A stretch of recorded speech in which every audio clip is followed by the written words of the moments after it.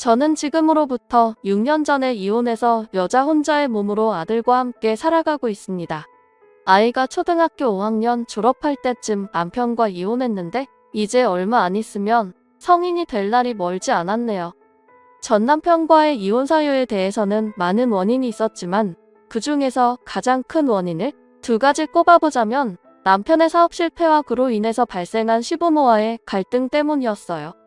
지금은 이혼해서 전 남편으로 부르는 게 맞지만 아래 사연을 쓰면서는 편의상 남편이라고 부르도록 하겠습니다. 예나 지금이나 저는 평범한 회사를 다니고 있는 직장인이고 남편은 개인 사업체를 운영하는 사람이었어요.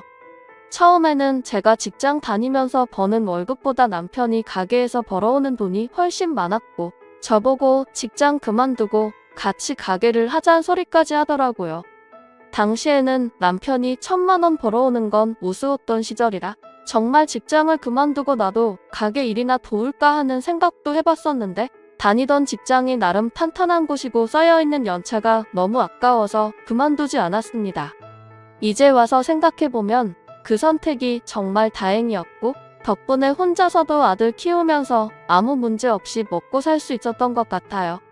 아무튼 남편의 사업이 계속 승승장구할 줄 알았지만 아이가 초등학교 2학년 때부터 조금씩 기울기 시작했었는데 잘 나갈 때 내실을 다지지 않고 무리하게 더 큰 새 매장을 오픈한 것이 그 이유라고 저는 생각해요.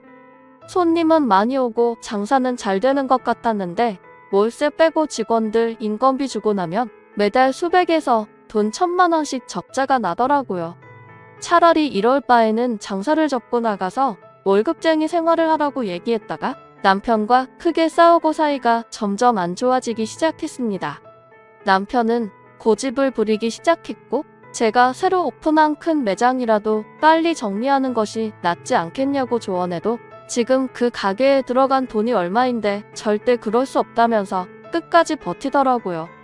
그 전까지는 정말 저희 세 식구 남부럽지 않게 살았습니다. 학군 좋은 동네에 40평대 아파트에서 살고 있었고 남편은 억대를 호가하는 외제차를 타고 다니며 사장님 사모님 소리를 들었었죠. 하지만 몇 년 남편이 고집을 부리는 동안 가세가 급격하게 기울기 시작하더니 결국 살던 집까지 팔고 작은 집에 전세로 들어가는 지경에 이르렀습니다. 처음 집을 팔고 이사를 가는 날 저는 남편에게 이야기하진 않았었지만 만약 전세집마저 지켜내지 못한다면 남편과 이혼하고 내 힘으로 혼자 아들을 키우며 살아야겠다고 다짐했었죠. 남편의 고집 때문에 저와 아들의 인생까지 송두리째 흔들릴 수는 없었으니까요. 저희가 잘 나갈 때는 양가 부모님들에게 용돈도 많이 드렸었고 모시고 나가서 외식도 하고 선물도 자주 해드렸습니다. 당연히 저도 시부모님과 사이좋게 지냈었는데 남편 사업이 한번 흔들리기 시작하니까 집안끼리도 감정이 상하는 일이 많이 생기더라고요. 예전처럼 용돈 드릴 수도 없을 정도로 저희 부부 경제 사정이 많이 안 좋아졌고 오히려 줬던 걸 도로 달라고 해야 하지 않을까 고민하게 될 정도였어요. 저희 부모님들이야 크게 뭐라 하진 않으셨는데 시부모님 특히 어머님께서는 제게 자주 전화해서 언짢음을 표현하셨고 마치 제가 남편과 시부모님의 사이를 이간질시키고 돈을 친정으로 빼돌리는 것이 아니냐는 의심까지 받게 됐었죠. 남편 사업이 어려워진 뒤로는 생활비 한 번 달라 한 적 없고 오직 제가 번 돈으로 세 식구가 먹고 살았었는데 그 결과가 겨우 이거라니 제 결혼 생활 자체에 회의감이 밀려오는 순간이었습니다. 그러던 중 결국 남편이 사업이 너무 어려워졌다며 전셋집을 빼고 월세방으로 이사를 가자는 말을 제게 하길래 저는 진작에 결심했던 대로 그냥 이혼하는 것이 좋겠다는 말을 남편에게 꺼냈습니다. 남편은 제가 꺼낸 이혼 얘기를 듣고 조금 충격을 받은 듯해 보였지만 자기도 지금 본인 처지가 엄청난 사업빚에 시달리는 상황에서 저와 아들을 위해 이혼하는 것이 낫겠다고 판단을 하고 제 말에 동의해 주었어요. 부모의 잘못 때문에 저희 아들까지 힘들게 할 수는 없었으니 더 늦기 전에 이혼하는 것이 모두에게 맞는 일이라 생각했고 남편도 그때쯤에는 사업에 대해서 반쯤 포기한 상황이었기 때문에 우리 부부는 이혼 절차를 밟기로 했습니다. 하지만 그 소식을 들은 시부모님이 다음날 저희 집으로 쳐들어와서 아들 보는 앞에서 제 머리채를 붙들고 친정에 빼돌린 돈 가져오라고 뭐 때문에 자기 아들이 망했다면서 생난리를 부리셨어요. 저도 그때는 경찰에 연락하고 저희 친정 부모님에게도 연락을 했었는데 양가 부모님들이 경찰서에서 만나서 2차전까지 하느라 난장판이 따로 없더라고요. 그 정도까지 멍망이 된 상황에서 결혼 생활을 계속 해나갈 수도 없었고 저는 당장 짐 싸서 아들과 함께 친정으로 들어가서 살기 시작했어요.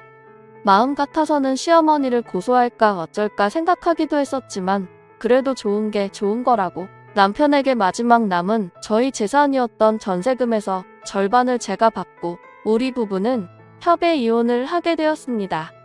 그래도 한 가지 다행인 점은 이혼 과정에서 시부모들이 우리 아들의 양육권을 달라고 하지는 않았었는데 제 생각으로는 그쪽 집안 형편상 애 하나 키우는 것도 힘들었기 때문에 남편까지 사업 망해가는 와중에 손자까지 데려가겠다고 말할 상황이 아니었겠죠.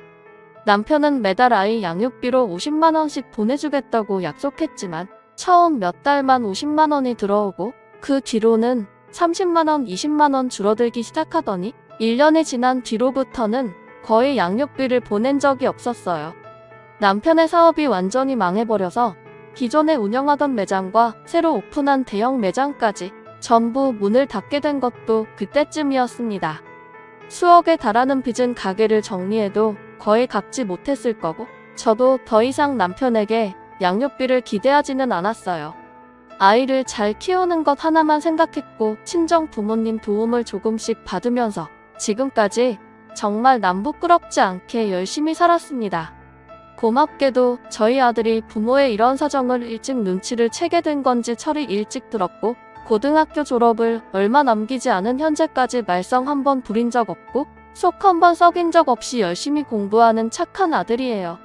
이제는 저도 회사 내에서 연차도 많이 쌓였고 직급도 오를 대로 올라서 적지 않은 연봉을 받고 있기 때문에 아들과 둘이 사는 것에 아무런 문제가 없는 상황이고 다행히도 저희 회사에서 자녀 대학금 지원이 나오기 때문에 앞으로도 그리 큰 걱정은 없이 살고 있어요. 하지만 사업이 완전 망하고 양육비는 커녕 연락조차 없던 전 남편이 작년부터 다시 제게 연락을 해오기 시작했어요. 처음에는 아들 보고 싶다, 잘 지내냐 등의 안부를 물어오길래 아들도 가끔 아빠를 보고 싶어 한다고 언제 한번 만나서 밥이라도 먹자고 했더니 전 남편은 자기가 지금 뭘 골라 어떻게 아들 앞에 나타날 수 있겠냐면서 바로 거절을 하더라고요.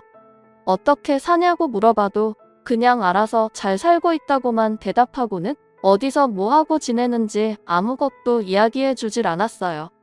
일주일에 한두 번씩 연락해서 아들과 제 근황을 묻던 전 남편이 한 달쯤 지났을 때 문득 제게 이런 소리를 하더라고요.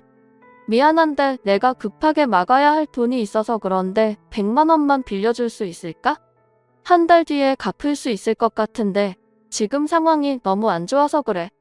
진짜 그 이야기 듣고 바로 딱 잘라서 거절을 했어야 하지만 왠지 수많은 빚을 혼자 짊어지고 그동안 얼마나 고생하며 살았을까 하는 생각에 불쌍한 마음이 들면서 다시 돌려주지 않아도 좋으니 내가 당신에게 해줄 수 있는 마지막이라 생각하라고 얘기하면서 100만 원을 빌려주겠다고 이야기했어요.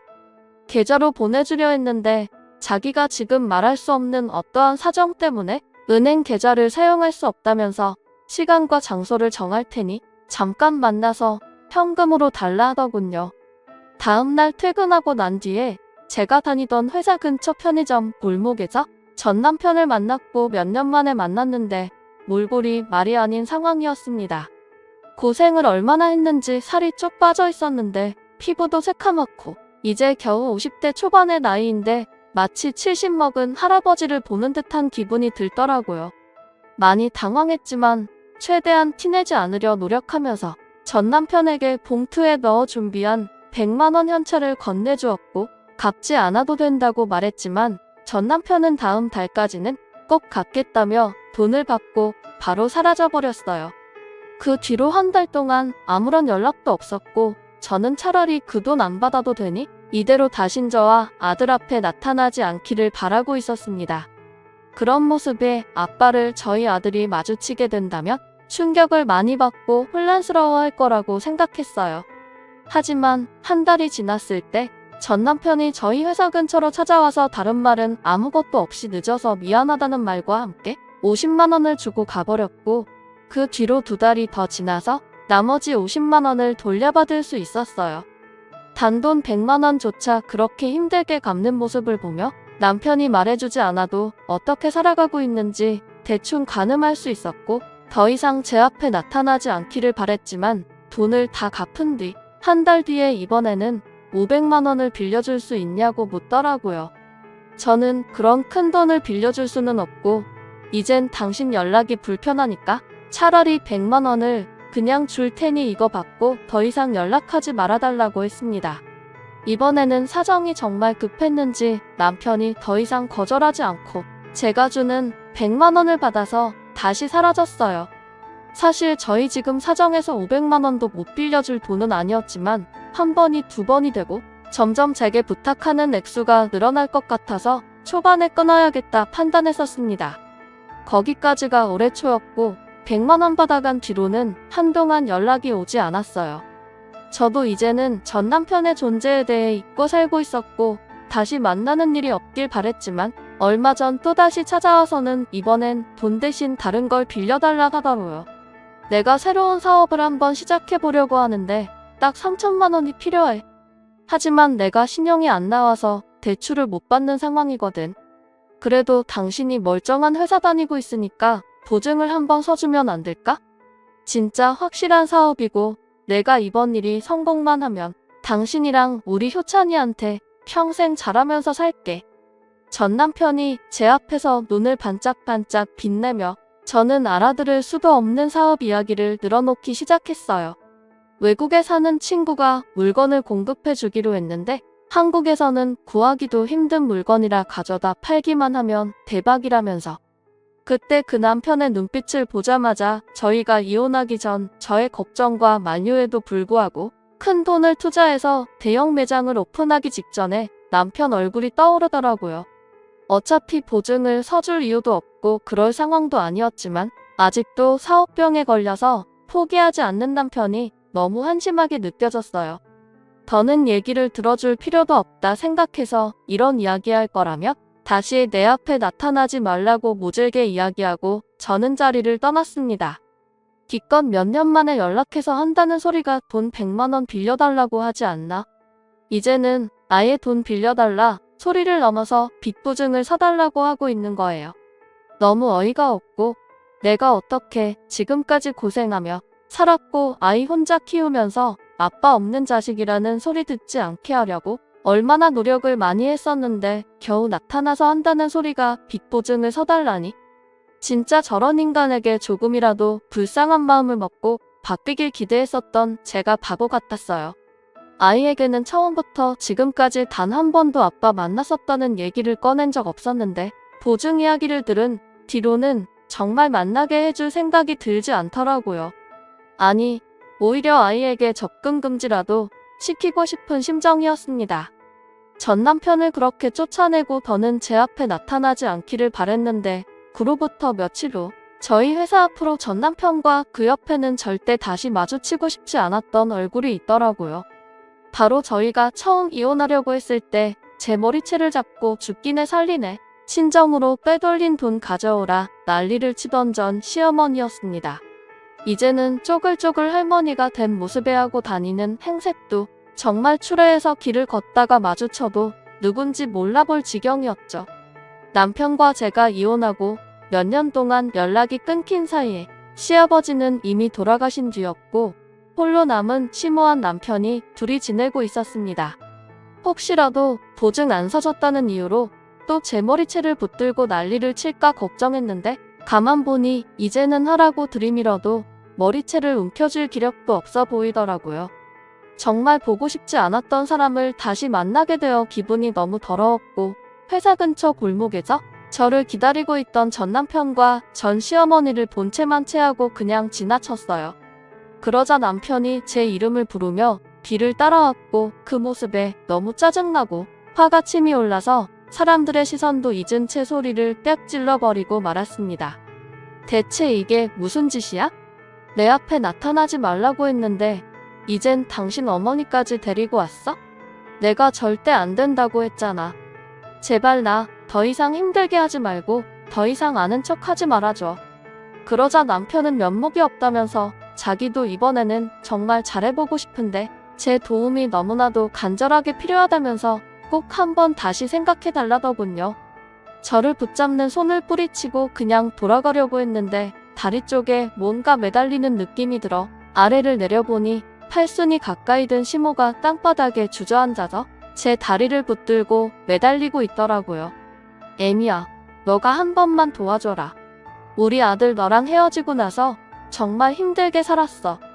지금도 새벽마다 공사판 나가서 하루 벌어 하루 먹고 사는데 너가 한 번만 도와주면 내 눈 감는 날까지 그은 애 있지 않으마. 제 바지가랑이를 붙들고 눈물까지 흘리며 부탁을 하는데 시모의 그런 모습을 보니 불쌍하다는 생각보다는 예전에 저한테 악다구니를 쓰고 욕을 했던 모습이 겹쳐 보이면서 오히려 더 이 상황이 싫어지는 겁니다. 저를 붙들려고 하는 남편의 손을 뿌리치고 필사적으로 제 바지가랑이를 붙드는 시모마저 밀어냈어요. 어머님이 저한테 이런 부탁하실 염치가 있으세요? 고작 몇 년 전 일도 기억 못하셔서 저한테 이러시는 거 아닐 거 아니에요? 어떻게든 살아보려고 발버둥치고 고생하는 며느리한테 돈 빼돌렸냐는 말까지 하셨으면서 어떻게 이제 와서 저보고 보증을 서달라고 할 수가 있어요? 시모는 대답도 못하고 길바닥에 주저앉아 울기만 하고 남편 놈은 저를 붙들고는 미안하다며 자기가 다 처음부터 설명할 수 있다고 개소리를 하길래 그런 거 필요 없으니 당장 당신 엄마 데리고 내 앞에서 꺼지라고 했습니다. 한 번만 더 나타나면 경찰을 부르던지 나도 앞으로는 가만히 있지 않을 거라고 했어요. 진짜 창피하지도 않아? 당신 엄마한테 길바닥에서 내 바지가랑이 붙들게 시키려고 데려온 거야? 아들 양육비 안 보내줬어도 당신이 불쌍해서 그동안 아무 말 안 하고 참고 살았어. 남편 노릇 못하고 아빠 노릇 못했으면 최소한 우리 두 사람 사는데 방해나 하지 말아줘. 라고 마지막으로 이야기하고 집으로 돌아왔어요. 그날 저녁에 남편이 미안하다며 문자를 보내길래 답장도 하기 싫어서 번호를 차단해버렸습니다. 저런 사람에게 한순간이나마 불쌍하다는 생각을 했던 제가 바보였어요. 그 이후 지금까지 제 앞에 다시 나타나지는 않았지만 만에 하나 또 다시 찾아와서 돈 빌려달라느니 보증을 서달라는 소리를 해대면 바로 그 자리에서 경찰을 부를 거예요. 아들한테도 앞으로 아빠는 없다고 생각하고 살라 할 거고 아들 대학은 서울로 보내서 절대 자기 아비랑 마주치지 못하게 할 겁니다. 전 남편도 최소한의 양심이 남아있다면 아들 앞에는 절대 나타나지 말아줬으면 좋겠네요. 오늘의 사연은 여기까지입니다. 다들 행복하시고 좋은 하루 되세요. 다음 사연입니다. 안녕하세요. 먼저 제 소개를 하자면 나이는 33살이고 신랑은 저보다 2살 많습니다. 결혼한 지는 1년 조금 넘었어요. 저를 만나기만 하면 아이 언제 갔냐고 스트레스 주던 시부모님과 신우에게 얼마 전 눈 똑바로 뜨고 할 말 한 적이 있었습니다. 누가 잘못한 것인지 좀 봐주세요. 저희 결혼할 때 양가의 도움받을 형편도 아니었고 받을 생각도 없었습니다. 전세 대출받아 집 마련하고 할부로 차 바꿔서 맞벌이로 열심히 벌고 열심히 갚고 있습니다. 차 할부도 전세 대출도 7개월 뒤면 끝납니다. 주위 사람들이 아이 안 갔냐고 물으며 2년간 대출 다 갚고 나서 계획 중이라고 말을 하고 있지만 13평밖에 안 되는 빌라에서 살고 있어서 집 넓히는 것이 우선이라는 생각만 들어요. 현재 안고 있는 대출 다 갚고 넓은 집으로 이사하면 또 대출 세대겠죠. 아니면 저축하면서 2년 빡세게 모아서 좀 넓은 집으로 이사갈 수도 있고요. 이런 생각을 하니까 아이 갖는 것이 싫었습니다. 저 원래 아이 좋아해요. 저희 언니 아이가 둘인데 너무 예뻐서 항상 보고 싶습니다. 조카들도 저 보고 싶다고 가끔 얘기한대요. 언니네 큰아이는 저에게 며칠에 한 번씩 영상통화 걸어서 보고 싶다고 합니다. 결혼하면 몇 번 되는 즉시 아이를 낳으려고 생각했어요. 신랑은 제가 원하면 낳고 원치 않으면 안 낳아도 그만이라는 사람이에요. 저에게 부담 주기 싫어서 하는 소리인지는 모르겠지만요. 솔직히 돈 문제만 아니면 지금 당장 아이를 갖고 싶습니다. 이런 사정이 있는데도 아이를 갖는다면 맞벌이를 하지 못할 상황이 될지도 모르고 돈은 돈대로 더 나갈 것이고 그러면 돈 모으는 속도가 확 느려질 것이고 나이는 나이대로 먹을 것이고 하는 생각이 앞섰습니다. 맞벌이를 해야 얼른 돈 모아서 집도 넓히고 할 텐데 아이가 생기면 이도저도 안 될 것 같은 불안감이 있었죠. 여건만 되었으면 진작에 아이를 가졌을 것 같아요. 아이 키우면서 몸이 힘들고 뭐 이런 것보다 금전적인 문제가 가장 고민입니다. 경제적 여건 따지지 말고 나을까? 하다가도 현재 경제적인 여건을 생각하면 그냥 딩크로 살까? 하다가 생각이 왔다 갔다 하네요. 이런 상황에서 아이를 낳았다 쳐도 아이도 커가면서 힘들 것이고 그걸 보는 엄마의 마음도 안 좋을 테니까요. 지금까지 갈팡질팡하고 결론이 나지를 않았어요. 신랑은 이래도 저래도 상관없다고 생각하는 사람이라 저 혼자 고민하고 있으니 더 힘들었고요. 원래 계획대로는 대출과 차을부 끝나면 아이를 갖자는 것이었는데 시간이 지날수록 또 미루고 싶어졌습니다. 시부모님을 비롯해서 신호까지 결혼 전부터 아이 빨리 가지라고 성화했어요. 아이는 낳으면 알아서 자란다는 말을 하는데 저는 그 말이 크게 와닿지 않았습니다. 시어머니는 신랑을 낳고 나니 살림이 피었다고 하시고 신우는 아이를 낳으면 예쁘고 사랑스러워서 더 열심히 일하게 된다는데 그게 말이 되나요? 신우는 초등학생과 유치원생 이렇게 아이가 둘입니다. 아이를 낳기 전까지 일하다가 첫째 낳고 경단녀가 된 케이스예요. 지금은 아이가 좀 커서 동네 베이커리에서 새벽부터 오후 2시까지 알바식으로 일을 하고 있습니다. 저희가 살고 있는 집보다는 좀 더 큰 집에서 살고 있지만 빚도 꽤 있는 것으로 알고 있어요. 신우는 정 힘들 때는 가끔 신우 남편분과의 도움을 받기도 한다고 합니다.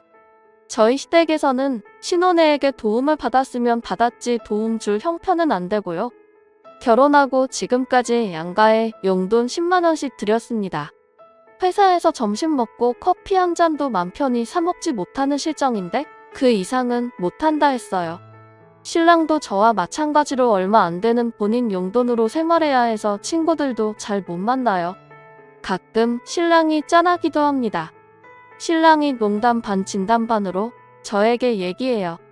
야, 넌 어쩌다가 나 같은 새끼랑 결혼해서 이 고생이니?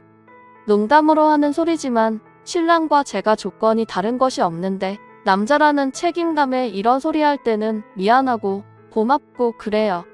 매번 만나기만 하면 아이 언제 갔냐고 은근 압박하는 시댁 식구들에게 신랑이 더 이상 그런 말로 우리 스트레스 주지 말라고 몇 번 말했지만 안 통하더라고요. 지난 주말에 제가 시댁 식구들 앞에서 폭발했던 적이 있었습니다. 주말에 시댁에 갔는데 시아버지께서 결혼한 지가 1년이 넘었는데 왜 아직 아이 소식이 없냐고 하셨어요. 이런 말씀은 왜 꼭 신랑 없을 때 저에게만 하시는지 정말. 아무튼 저는 사실대로 아직 자리가 잡히지 않아서 좀 더 있다 낳을 생각이라고 말씀드렸습니다. 시아버지는 아이 낳으면 오히려 자리가 잡힌다는 미신 같은 말씀을 하시더라고요. 저희도 계획이 있으니 좀 더 기다려주셨으면 한다고 말씀드렸어요. 옆에 있던 신우는 좀 더 있으면 누산이다 뭐다 하면서 지금 아니면 못 낳는다 어쩐다 말을 하는데 결혼 전부터 저를 그렇게 못 잡아먹어서 안달이던 사람이 뭐 그리 걱정하는 척을 하는지 가증스럽더라고요. 시어머니와 신랑까지 다 모인 자리에서 저희 아이 갖는 문제가 대화의 전부였습니다. 시어머니도 아이 얼른 가지라는 말씀을 시작하시더니 칠거지아까지 나오고 신우는 제가 몸에 문제가 있어서 아이를 못 갖는 것인데 그런 사실을 숨기고 결혼한 것처럼 말하기까지 하더군요. 신랑이 누나 그 입방정 좀 떨지 말라고 했더니 신우는 내 말이 맞나 보네 하면서 그런 것이 아니라면 아이를 낳아서 증명하면 된다고 하더라고요. 저보다 7살이 많은 신우지만 미친이란 소리가 나올 뻔했습니다. 딸이 저렇게 입방정을 떨고 있는데 우리 딸 잘한다는 표정으로 바라보고 있는 시부모님도 정말 짜증났고요. 신랑과 신우가 티격태격하고 있는데 제가 마음에도 없는 딩크 선언을 해버렸습니다. 저도 아이 엄청 좋아하는데 경제적 여건상 아이를 안 낳기로 했다고 시부모님과 신우 앞에서 말했어요. 지금 방 2개짜리 10평 좀 넘는 집에서 살고 있고 대출 다 갚으면 또 대출 받아서 집 넓혀가고 해야 하는데 아이 키울 돈이 없어서 마음 아프지만 포기했다고 했습니다. 시아버지께서 옛날에는 풍족해서 자식을 5-6명씩 낳았냐고 하시면서 아이를 낳으면 생각이 달라진다고 꼭 낳아야 한다고 하시더군요. 지금까지 시부모님께 반발한 적이 한 번도 없었는데 그땐 저도 모르게 말이 술술 나왔습니다. 옛날에는 밥만 먹이고 학교만 보내면 됐지만 지금은 아이한테 기본적으로 드는 돈이 꽤 된다고 말씀드렸어요. 아이 낳으면 제가 직장을 그만두게 될지도 모르는데 신랑 외벌이로 아이 키우고 집 넓혀가는 것은 불가능하다고 말씀드렸습니다. 만약 시부모님께서 제가 지금 받는 월급만큼 매달 돈을 주신다고 약속하면 원하시는 대로 아이 둘도 낳아서 키울 수 있다고 말씀드렸어요. 신우는 결혼했으면 알아서 사는 것이지 시부모에게 아이 키울 돈을 달라는 것이 말이 되냐고 하는데 어이없었습니다. 그럼 결혼해서 우리 일은 우리가 결정해 나가는 것인데 아이를 낳으라고 강요하려면 아이 키울 돈 주면서 강요하는 것이 당연한 것이 아니냐고 반문했더니 신우 그 특유의 그 멍청한 표정.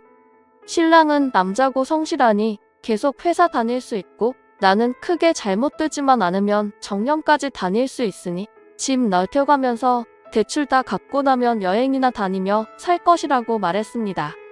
나도 신랑도 20살 이후부터 스스로 살아온 사람들인데 서로 대견하게 생각하기는 하지만 정말 힘들었다고 아기는 그냥 좋아해서 낳는 것이 아니라 키울 수 있는 환경이 될 때 낳는 것이라고 생각한다 말씀드렸습니다. 시부모님 얼떨떨해 계시는데 신랑이 제 말 틀린 거 없다고 하며 더 이상 우리에게 아이 가지라는 말씀하시지 말라고 말해주더라고요. 제가 시부모님께 말씀드린 것이 틀린 말인가요? 어른들 말씀을 그냥 듣고 넘겼어야 하는데 제가 너무 버릇없는 소리를 한 것일까요? 안 그래도 아이 둘 낳고 잘 사는 언니가 부러운데 대책 없이 아이를 낳으라고 강요만 하시니 저도 참지 못하고 어른에게 너무 강하게 말씀드린 것 같아 마음에 걸리네요. 마음속이 너무 복잡합니다. 제가 싸가지 없이 보이더라도 비난보다는 위로 부탁드려요. 감사합니다.